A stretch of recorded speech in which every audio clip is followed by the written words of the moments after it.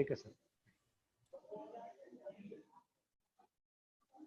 Good morning students. जैसा कि आज का हमारा जो विषय रहेगा वो रहेगा जॉर्ज पंचम की नाक।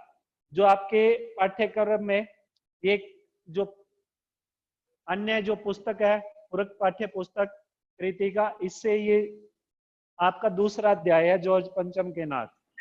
जो नाक शब्द है, ये जो नाक शब्द है ये मान सम्मान का प्रतीक है। और मान सम्मान का प्रतीक किसका? हम भारतीयों का मान सम्मान का प्रतीक।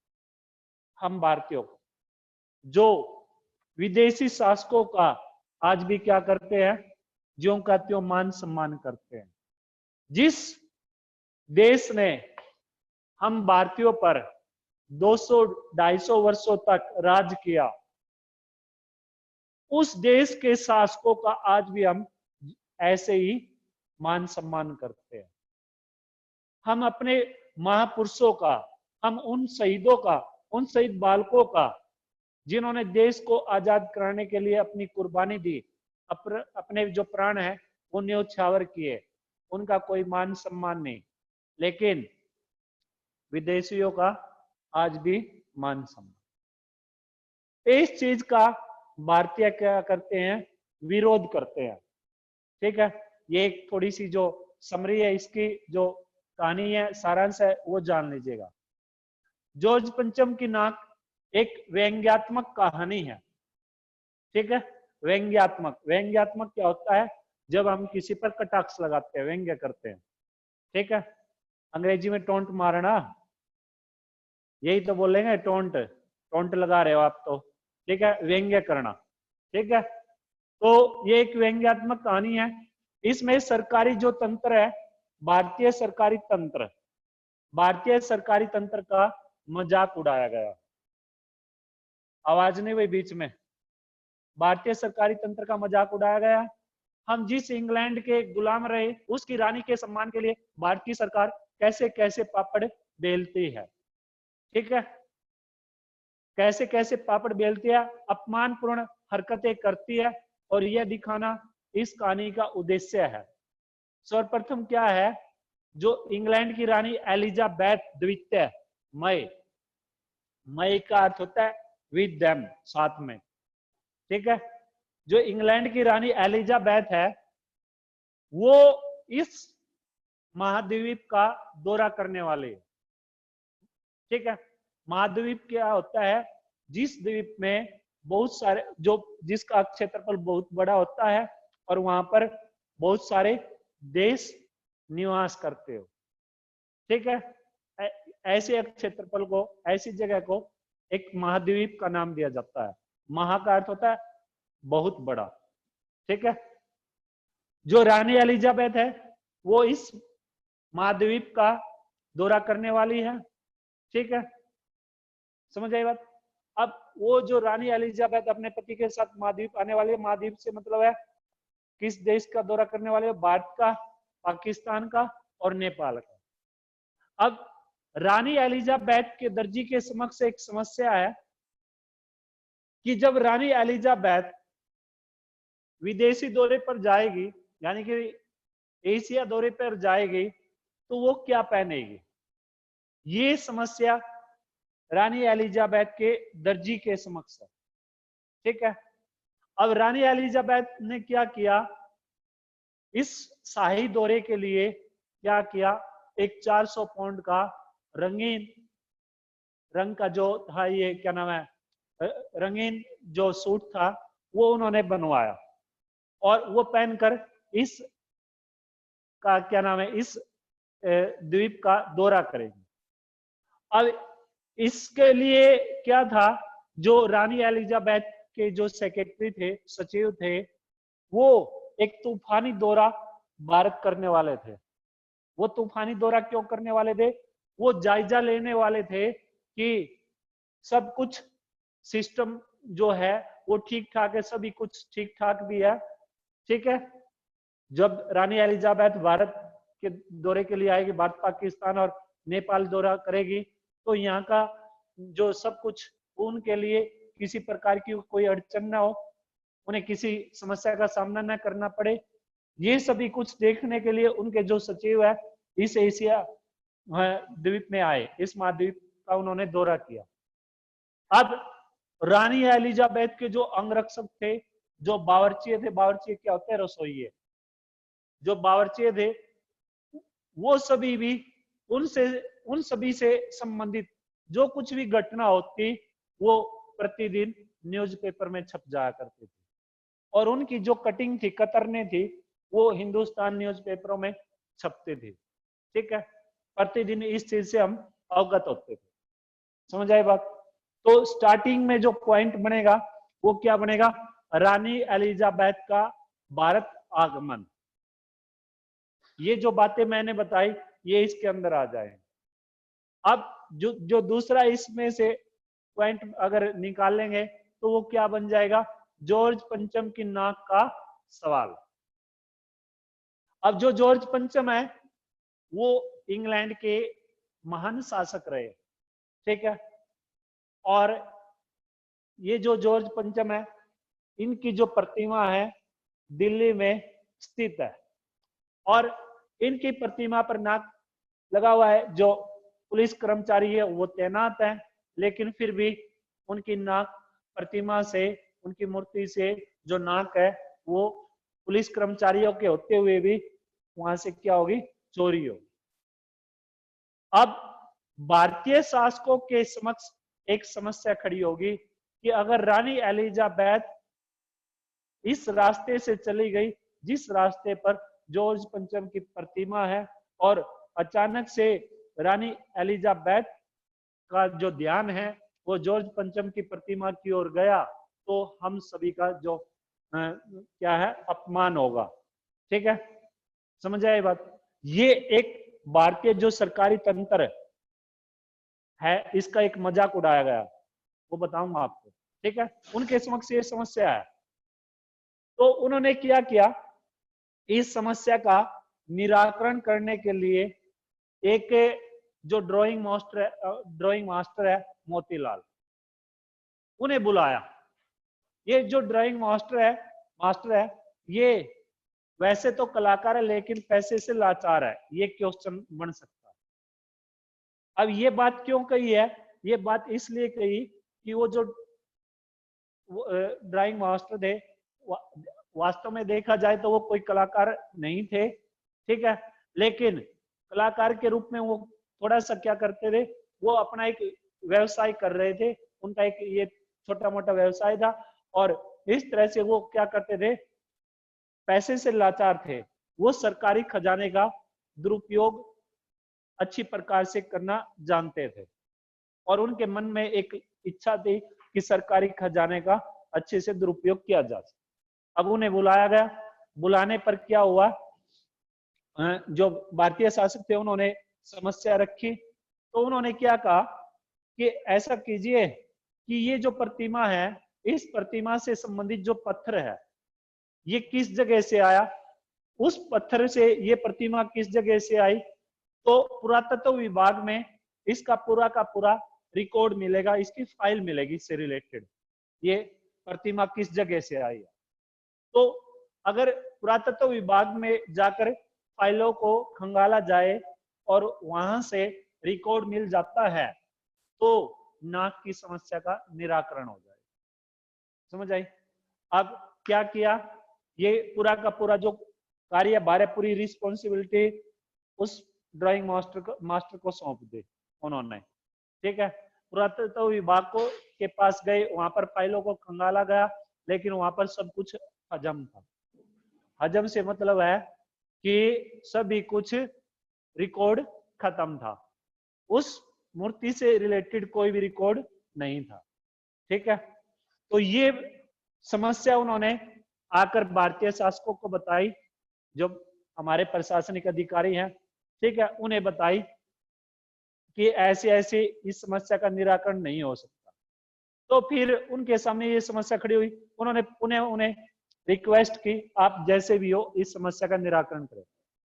तो ड्राइंग मास्टर ने उन्हें एक सलाह दी कि ऐसा है कि मैं एक पूरे देश का दौरा करता हूं, और उस देश का जब मैं दौरा करूंगा तो कहीं ना कहीं किसी न किसी भारतीय की जो नाक है, ठीक है, इस जॉर्ज पंचम की नाक से मेल खाएगी। और मैं ऐसा करूंगा, जॉर्ज पंचम की नाक का माप लेके जाऊंगा अपने साथ, और किसी न किसी भारतीय की नाक के साथ इसका सामंजस्य बैठ जाएगा। अब उसने क्या किया, वो क्या नाम है, जो ड्राइंग मास्टर है, उन्होंने, वो गुजरात भी गए।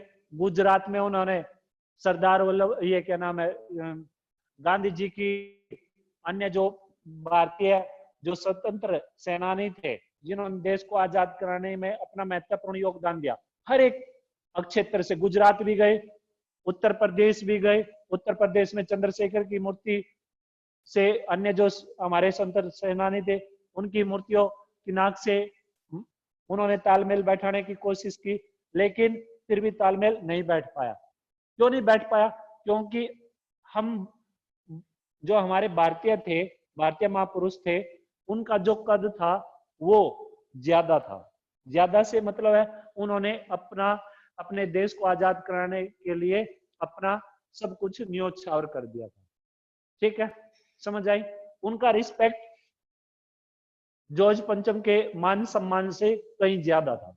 आज भी हम उन्हें श्रद्धांजलियां देते हैं। समझ आई बात?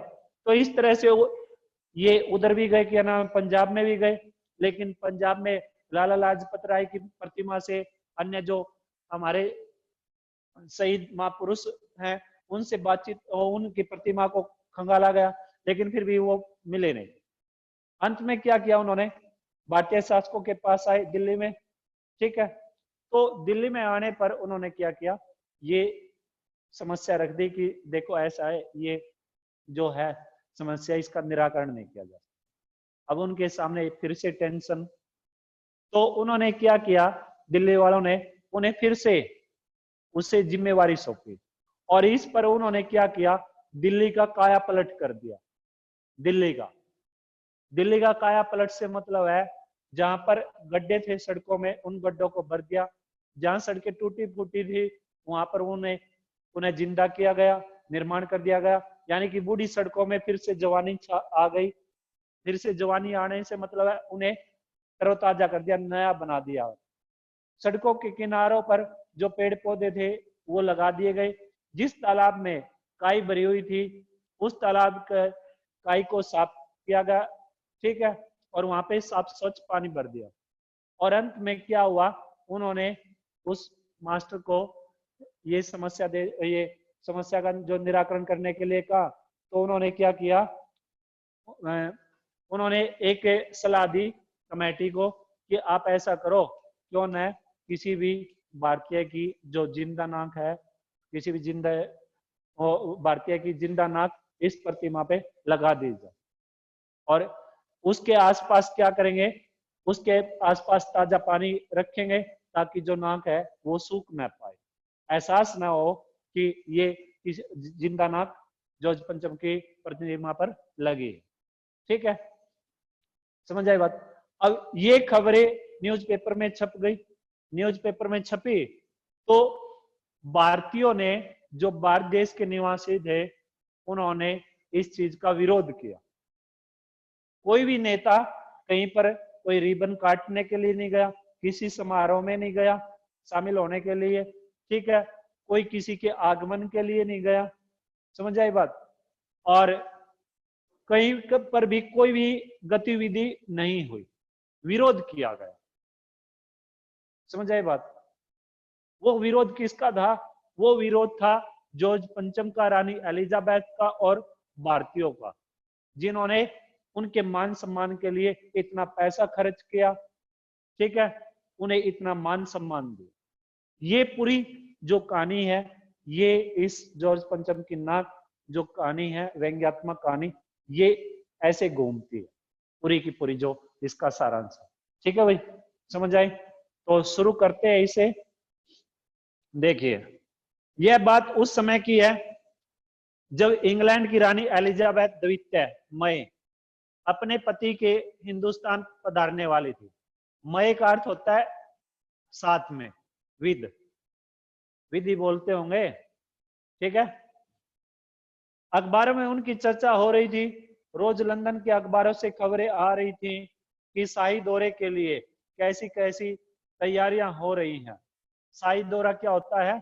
शाही दौरा होता है कि जब कोई राजा है या रानी है, वो शानो शौकत के साथ आती है, ठीक है, उसको बोलते हैं शाही दौरा। समझ आई बात? चलिए, शाही दौरे के लिए कैसी कैसी तैयारियां हो रही हैं। रानी एलिजाबेथ का दर्जी परेशान था कि हिंदुस्तान, पाकिस्तान और नेपाल के दौरे पर रानी कब क्या पहनेगी। उनका सेक्रेटरी सेक्रेटरी सचिव, ठीक है, और शायद ये क्या काम करता है सेक्रेटरी, ये पूरा का पूरा विवरण रखता है, पूरी डिटेल रखता है कि रानी कब कहाँ ठहरेगी, किस जगह ठहरेगी, पूरी डिटेल अपने पास सेक्रेटरी के पास होती है। समझ आई बात? और सेक्रेटरी फिर क्या करता है, उस डिटेल के अनुसार, उस कार्यक्रम के अनुसार ही आगे फॉरवर्ड करता है, यानी कि रानी को या राजा को, ठीक है, कि आपको आज उस जगह जाना है, उस मीटिंग में जाना है, आज वहां जाना, जैसे हम अधिकतर फिल्मों में देखते हैं, ठीक है। समझ आई बात? जैसे मुंशी नहीं होता, मुंशी जमींदार होता है, उसके साथ मुंशी होता है, और वो मुंशी कई बार वो किसानों को मार के और मरे हुए किसान का अंगूठा कागजों पे लगा देता है, और फिर जमींदार क्या करता है, वो फिर उनकी किसानों की जमीनों को हड़प लेता है, ठीक है, होता है ना। अब नहीं होता है ये, ठीक है, अब ऑनलाइन हो चुका है ये सिस्टम। चलिए, उनका सेक्रेटरी और शायद जासूस भी उनके पहले से इस महाद्वीप का तूफानी दौरा करने वाला था। आखिर कोई मजाक तो था नहीं, जमाना चूंकि नया था। खोज फाटे के साथ निकलने के दिन बीत चुके थे, इसलिए फोटोग्राफरों की खोज तैयार हो रही थी। इंग्लैंड के अखबारों की कतरने होता है कटिंग, कतरने क्या होती है, कटिंग। कतरने हिंदुस्तानी अखबारों में दूसरे दिन चिपकी नजर आती थी कि रानी ने एक ऐसा हल्के नीले रंग का सूट बनवाया था। अब एक अंक में क्वेश्चन आ सकता है, ये रानी का जो सूट था उसका कैसा रंग था? हल्का नीला। एमसीक्यूज में आ जाएगा ये, हंसने की जरूरत नहीं है, ठीक है, वरना फिर वो सूट आपको पहनाना पड़ेगा।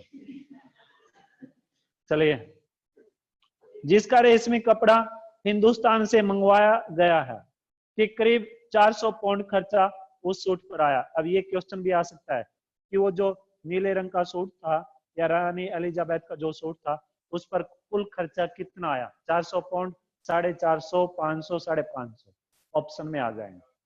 तो आपको पता होना चाहिए कितने पाउंड, 400, ठीक है। रानी एलिजाबेथ की जन्म पत्री भी छपी, प्रिंस फिलिप के कारनामे छपे, और तो और उनके नौकरों, बावर्चियों, बावर्चिया क्या होते हैं, रसोई, ठीक है, बावर्चियों, अंगरक्षकों अंगरक्षकों की पूरी जीवनियां देखने में आई। अंगरक्षक अंग्रेजी में बॉडीगार्ड बोलते हैं। अंगरक्षक सनी देओल की फिल्म देखी होगी, सनी की भी फिल्म एक ही है, ठीक है, कभी देखना यूट्यूब पे, फिर मिलेगा, फिर पता चलेगा आपको। चलिए, तो बड़ी धूम थी, बड़ा शोर शराबा था, संघ इंग्लैंड में बज रहा था, गूंज हिंदुस्तान में आ रही थी। इन खबरों से हिंदुस्तान में सनसनी फैल रही थी। राजधानी में तहलका मचा हुआ था। जो रानी 5,000 रुपए का रेशमी सूट पहनकर पालम के हवाई अड्डे पर उतरेगी, कितने हजार का? 5,000 का उतरेगी, उसके, अगला पेज निकाल लीजिएगा, उसके लिए कुछ तो होना ही चाहिए। कुछ क्या, बहुत कुछ होना चाहिए। जिसके बावर्ची पहले महायुद्ध में जान हथेली पर लेकर लड़ चुके हैं, उसकी शान शौकत के क्या कहने। और वही रानी दिल्ली आ रही है। नई दिल्ली ने अपनी तरफ देखा और बेसाख्ता मुंह से निकल गया। बेसाख्ता होता है स्वाभाविक, नेचुरल, ठीक है, या अचानक से भी बोल सकते हैं हम। ये उर्दू शब्द है, क्या है ये? उर्दू शब्द, ठीक है। निकल गया, वह आए हमारे घर, खुदा की रहमत। कभी हम उनको कभी अपने घर को देखते हैं, और देखते देखते नई दिल्ली का काया पलट होने लगा। क्वेश्चन नंबर 2 है। सेकंड क्वेश्चन बन जाएगा। दिल्ली का काया पलट कैसे हो गया, या इस पंक्ति से क्या अभिप्राय है? तो आप क्या लिखोगे, जो जिन सड़कों पर गड्ढे थे उन गड्ढों को भर दिया गया, जहां सड़कें टूटी फूटी थी उनकी मरम्मत की गई, ठीक है। सड़कों के किनारों पर पेड़ पौधे लगाए गए, और तालाबों का जो पानी गंदा था उस पानी को साफ करके वहां पे साफ सुथरा पानी भर दिया गया, ठीक है। एक तरह से बुरी सड़कों में फिर से जवानी आ गई थी। चलिए, और करिश्मा तो यह था कि किसी ने किसी से नहीं कहा, किसी ने किसी को नहीं देखा, पर सड़कें जवान हो गई, बुढ़ापे की धूल साफ हो गई। बुढ़ापे की यानी कि वो बिल्कुल जब अपनी लास्ट स्टेज पे थी। इमारतों ने नाजनीनों की तरह श्रृंगार किया। नाजनीन क्या होता है? नाजनीन का अर्थ समझ लीजिए। नाजनीन होता है, हंसने की जरूरत नहीं है, उर्दू शब्द है ये, ध्यान से सुनना। नाजनीन का मतलब होता है जिस औरत के जो अंग है वो कोमल होते हैं, सॉफ्ट, ठीक है। यानी कि सॉफ्ट अंगों वाली जो औरत होती है, ठीक है, कोमल अंगों वाली जो औरत होती है, नाजुक अंगों वाली जो औरत होती है, उसको नाजनीन बोलते हैं। समझ आई? समझ आई ना? जैसे उदाहरण के लिए आप देख सकते हो, माधुरी दीक्षित होगी, ऐश्वर्या राय होगी, ठीक है, कोई भी हो सकती है, ठीक है, उसे नाजनीन बोलते हैं भाई। लेकिन एक बड़ी मुश्किल पेश थी, वह थी जॉर्ज पंचम की नाक। अब दूसरा स्टेप शुरू हो गया, ठीक है। नई दिल्ली में सब कुछ था, सब कुछ होता जा रहा था, सब कुछ हो जाने की उम्मीद थी, पर जॉर्ज पंचम की नाक बड़ी मुसीबत थी। नई दिल्ली में सब था, सिर्फ नाक नहीं थी। ये भी क्वेश्चन बन जाएगा, ठीक है। आगे चलिए। इस नाक की भी एक लंबी दास्तान है। दास्तान क्या होता है? कहानी। इस नाक के लिए बड़े तहलके मचे थे। किसी वक्त आंदोलन हुए थे, राजनीतिक पार्टियों ने प्रस्ताव पास किए थे, चंदा जमा किया था, कुछ नेताओं ने भाषण भी दिए थे, गर्मा गर्म बहसें भी हुई थी, अखबारों के पन्ने रंग गए थे। बहस इस बात पर थी कि जॉर्ज पंचम की नाक रहने दी जाए या हटा दी जाए। और जैसा कि हर राजनीतिक आंदोलन में होता है, कुछ पक्ष में थे, कुछ विपक्ष में, और ज्यादातर लोग खामोश थे। खामोश रहने वालों की ताकत दोनों तरफ थी। यह आंदोलन चल रहा था। जॉर्ज पंचम की नाक के लिए हथियारबंद पहरेदार तैनात कर दिए गए थे। क्या मजाल कि कोई उनकी नाक तक पहुंच जाए।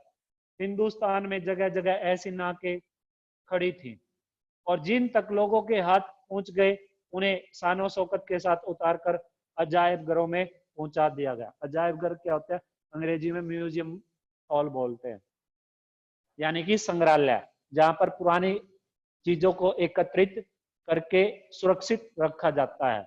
जैसे आप के यूनिवर्सिटी में जाओगे ना, ठीक है, वहां पर आपको गेट नंबर 2, कभी भी आगे भविष्य में आप मान लीजिए आपको ऐसा अवसर मिलता है कि आप कुरुक्षेत्र विश्वविद्यालय में पढ़ने का अवसर मिलता है आपको, या जाने का अवसर मिलेगा, गेट नंबर 2 से आप जैसी एंट्री करोगे ना, तो करीबन आपको ये 500 मीटर चल के इस हाथ को अजायब घर है, संग्रहालय है। और वहां पे वैसे अगर उसी यूनिवर्सिटी का कोई स्टूडेंट है तो 5 रुपए की टिकट है, ठीक है। वैसे 10 रुपए की टिकट है, 5 की नहीं, वैसे 10 रुपए की है। अगर वहीं पढ़ता है, उसी यूनिवर्सिटी का स्टूडेंट है, तो वो अपना आइडेंटिटी कार्ड दिखा के अंदर प्रवेश कर सकता है। और जैसे आप प्रवेश करोगे ना, तो आपको बुजुर्ग ऐसा लगेगा, बुजुर्ग हुक्का पीने लग रहे, ठीक है, उनकी प्रतिमाएं रखी है, और बुजुर्ग हुक्का पी रहे, गुड़गुड़ा रहे हैं, और आपको ऐसा लगेगा जैसे ये हकीकत में है, वास्तव में। हरियाणा का पूरा कल्चर है उसमें। फिर जो औरतें हैं, औरतें कुओं से बाल्टी के माध्यम से पानी को निकालने लग रही, ठीक है। फिर जो किसान भाई है, किसान भाई खेत में हल हल चलाने लग रहा, हल जोत रखा किसान भाई ने, ठीक है। किसान भाई खेतों में खाद या सिंचाई का काम करते हुए, ठीक है, खेलते हुए औरतों को, यहाँ के जो निवासी है उन्हें त्योहार मनाते हुए, ये सभी कुछ जो अपने इस प्रदेश की जो संस्कृति है उस पूरी संस्कृति को संजो कर वहां पर रखा हुआ। समझ आई बात कि पहले ऐसे होता था। समझ आई। चलिए आगे चलिए। उसे क्या बोलते हैं? अजायब घर बोलते हैं।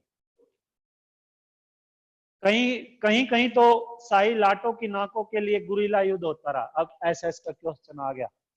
अगर एसएस में पढ़ रखा है तो गुरीला युद्ध के बारे में बता दो, जिसमें दम होना बता दो। ये जो आप बैठे हो ऑनलाइन, आप में से भी कोई भी बता सकता है गुरीला युद्ध क्या होता है, वरना फिर मुझे तो बताना पड़ेगा। गुरीला युद्ध से मतलब है छिप कर वार करना। छापामार युद्ध। छिप कर वार करना उसे क्या बोलते हैं? गुरीला युद्ध बोलते हैं। हाँ जी ठीक है।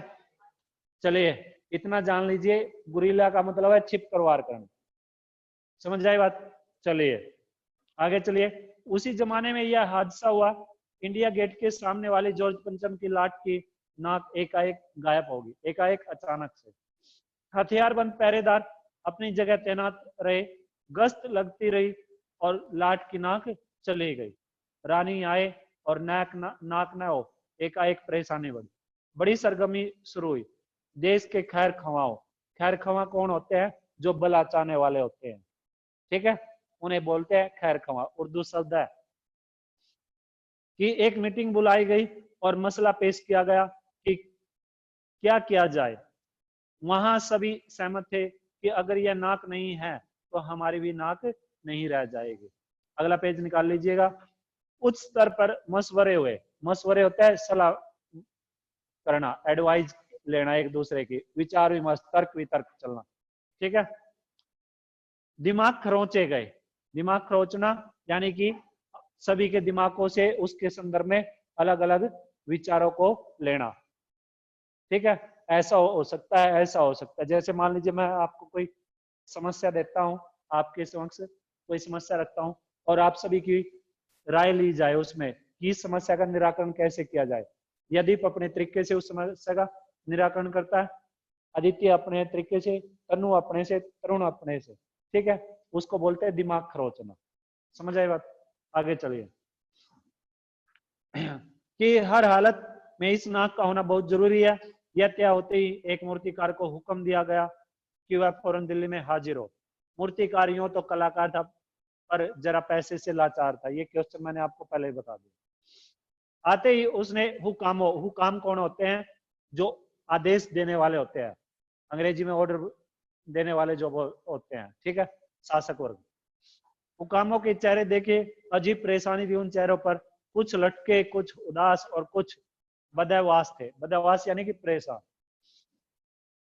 उनकी हालत देखकर लाचार कलाकार की आंखों में आंसू आ गए। तभी एक आवाज सुनाई दी, मूर्तिकार, जॉर्ज पंचम की नाक लगानी है। मूर्तिकार ने सुना और जवाब दिया, नाक लग जाएगी, पर मुझे यह मालूम होना चाहिए कि यह लाट कब और कहां बनी थी। इस लाट के लिए पत्थर कहां से लाया गया था? लाट क्या होता है? प्रतिमा, मूर्ति। सब हुकामों ने एक दूसरे की तरफ ताका। ताकने का मतलब होता है देखना। एक की नजर ने दूसरे से कहा कि यह बताने की जिम्मेदारी तुम्हारी है। खैर मसला हल हुआ। एक क्लर्क को फोन किया गया और इस बात की पूरी छानबीन करने का काम सौंप दिया गया।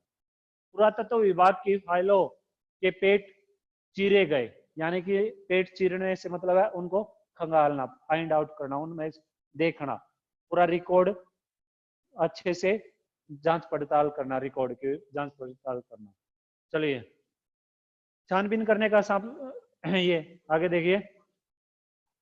पेट चीरे गए पर कुछ भी पता नहीं चला। क्लर्क ने लौटकर कमेटी के सामने कांपते हुए बयान किया, सर मेरी खता माफ है। खता से मतलब है गलती से, ठीक है। ये बात किसने कही? किसने कही? मूर्तिकार ने। मूर्तिकार ने या क्लर्क ने? दोबारा सुन लीजिए। देखिए, क्लर्क ने लौट कर कमेटी के सामने कांपते हुए कहा कि सर मेरी खता माफ हो। किसने कही? क्लर्क। अब देखिए आगे, फाइलें सब कुछ हजम कर चुके हैं। फाइलें सब कुछ हजम करने से मतलब है कि उस मूर्ति से संबंधित फाइलों में किसी तरह का कोई भी रिकॉर्ड नहीं। ठीक है, अगले पेज पे आ जाइए। हुकामों के चेहरों पर उदासी के बादल छा गए। एक खास कमेटी बनाई गई और उसके जिम्मे यह काम दे दिया गया कि जैसा भी हो यह काम होना है, और इस नाक का दारोमदार आप पर है। दारोमदार पूरा उत्तरदायित्व, अंग्रेजी में रिस्पॉन्सिबिलिटी बोलते हैं ना, पूरी जिम्मेवारी सौंप देना। ठीक है, आखिर मूर्तिकार को फिर बुलाया गया। उसने मसला हल कर दिया। वह बोला, पत्थर की किस्म का ठीक पता नहीं चला तो परेशान मत होइए, मैं हिंदुस्तान के हर पहाड़ पर जाऊंगा और ऐसा ही पत्थर खोज कर लाऊंगा। कमेटी के सदस्यों की जान में जान आई। सभापति ने चलते चलते गर्व से कहा, ऐसी क्या चीज है जो हिंदुस्तान में मिलती नहीं? हर चीज इस देश के गर्भ में छिपी है। जरूरत खोज करने की है, खोज करने के लिए मेहनत करनी होगी और इस मेहनत का फल हमें मिलेगा। आने वाला जमाना खुशहाल होगा। ये वर्डिंग किसके लिए? सभापति के। ठीक है, यानी कि उस कमेटी का जो स्पीकर था।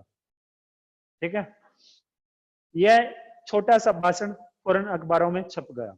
मूर्तिकार हिंदुस्तान के पहाड़ी प्रदेशों और पत्थरों की खानों के दौरे पर निकल पड़ा। कुछ दिन बाद वह हताश लौटा। हताश होता है निराश। हताश लौटा। उसके चेहरे पर लानत बरस रही थी। उसने सिर लटकाकर खबर दी, हिंदुस्तान का चप्पा चप्पा खोज डाला, पर इस किस्म का पत्थर कहीं नहीं मिला। यह पत्थर विदेशी है। सभापति ने तैस में आकर कहा। तैस में आना, क्रोध में आना, गुस्से में बोलना। ठीक है, चलिए आगे चलिए। लानत है आपकी अकल पर। विदेशों की सारी चीजें हम अपना चुके हैं, दिल, दिमाग, तौर तरीके, रहन सहन।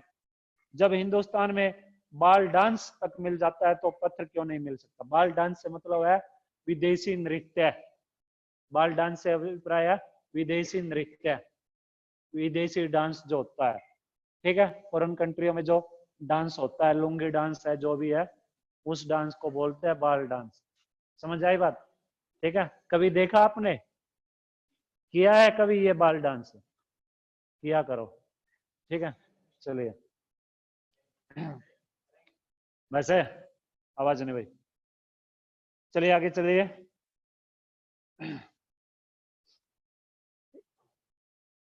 सब ये मूर्तिकार चुप खड़ा था। सहसा उसकी आंखों में चमक आ गई। उसने कहा, एक बात मैं कहना चाहूंगा, लेकिन इस शर्त पर कि यह बात अखबारों वालों तक न पहुंचे। सभापति की आंखों में चमक आई। चमक आई नहीं से मतलब है थोड़ी सी खुशी मिलनी, आशा मिलनी। ठीक है, चपरासी को हुक्म हुआ और कमरे के सब दरवाजे बंद कर दिए गए। तब मूर्तिकार ने कहा, देश में अपने नेताओं की मूर्तियां भी हैं। अगर इजाजत हो और आप लोग ठीक समझे तो मेरा मतलब है, तो जिसकी नाक इस लाठ पर ठीक बैठे इसे उतार लाया जाए। सबने सबकी तरफ देखा।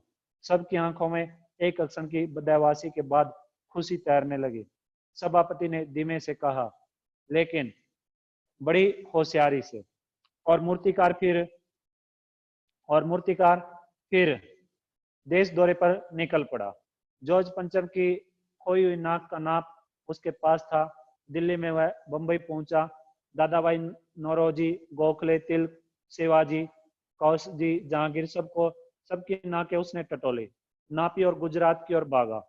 गांधी जी, सरदार पटेल, ये है ना जो नाम है, ये जो भी महापुरुष जिस प्रदेश से था ना, उसने वहीं से क्रांति का एक बिगुल बजाया, यानी कि एक आंदोलन शुरू किया।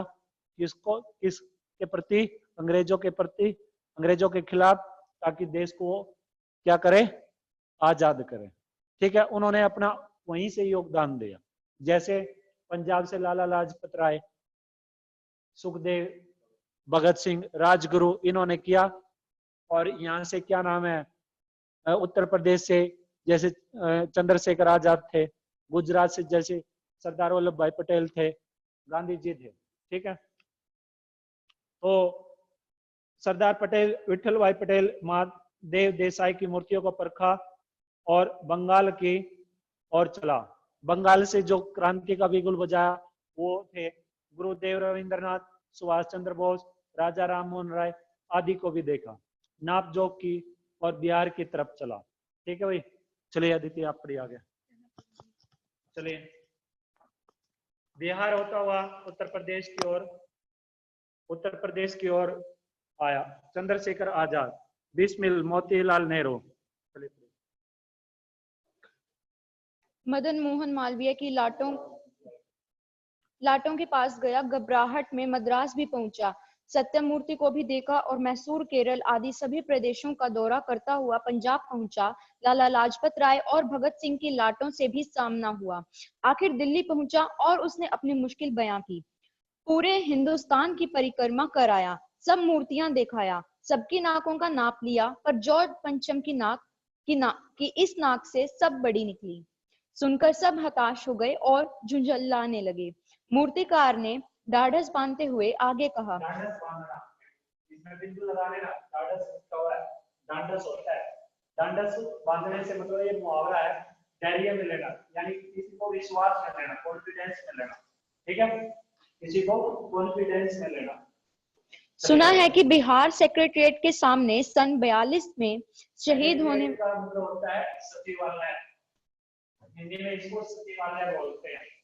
शहीद होने वाले बच्चों की मूर्तियां स्थापित हैं, शायद बच्चों की नाक ही फिट बैठ जाए। यह सोचकर वहां भी पहुंचा, पर उन बच्चों की नाक भी इससे कहीं बड़ी बैठती है। इस बात का क्या मतलब है कि उन बच्चों की भी नाक जॉर्ज पंचम की नाक से काफी बड़ी थी, यानी कि वो जो बच्चे थे, वो शहीद बच्चे थे बिहार से, उन्होंने भी अपने देश को आजाद कराने के लिए बचपन में ही अपने प्राणों को न्यौछावर कर, यानी कि देश के लिए उन्होंने अपना सब कुछ समर्पित कर दिया।